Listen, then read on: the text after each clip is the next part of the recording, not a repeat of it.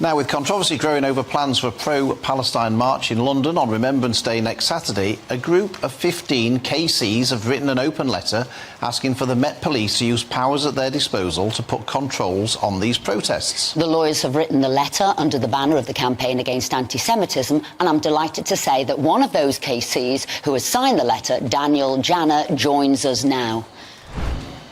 Hello, Daniel. We're seeing weekly protests on the streets now. What do you want the police to do? Well, good morning, Esther. Good morning, Phil. We are calling on the police to enforce existing public order laws and to clamp down on unlawful conduct that we're seeing week in, week out. We now know what to expect from these marchers. Vast numbers descend into central London. Many are openly supporting Hamas, a terrorist organisation. We hear calls for jihad. We hear calls for the destruction of the state of Israel. What else does River to the Sea chant mean? We've had arrests for violence. We hear threatening words and behaviour, and what we are saying as a group is enough is enough. Daniel, I mean, as people might say, well, you know, yes, in any large-scale protest, there's going to be some behaviour that you wouldn't like to see, but that's an exception rather than the rule. And people might say, well, look on, you know, it's Remembrance Day.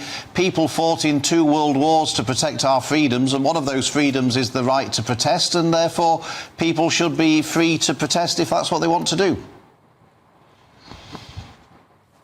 Well, Hamas, by way of contradistinction, does not allow such freedom of expression. And of course, it's only right that there should be freedom of expression.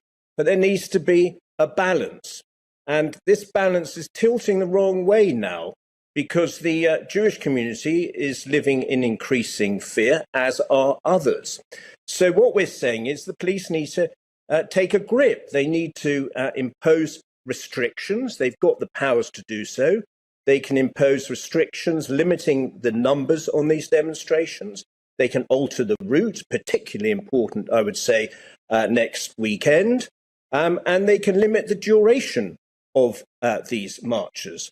So they have a balancing exercise to carry out. What we're saying is the balance has become unbalanced. Daniel, they're arguing, particularly the Metropolitan Commissioner, that they don't have these powers. He's saying there's loopholes, they can't do some of these things you're asking to do. Do you think they just need to be a bit bolder? Do you think they're ducking their responsibility, finding loopholes that aren't there?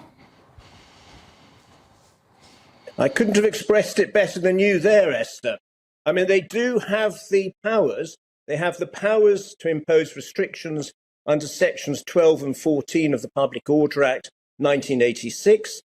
They can carry out arrests under section 5 of the Public Order Act 1986. They can enforce the terrorism legislation. So they do have the powers.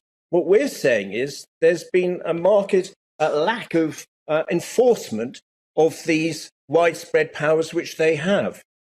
Daniel Janner, KC, thank you so much indeed for joining us this morning and explaining your position on these protests. We appreciate it.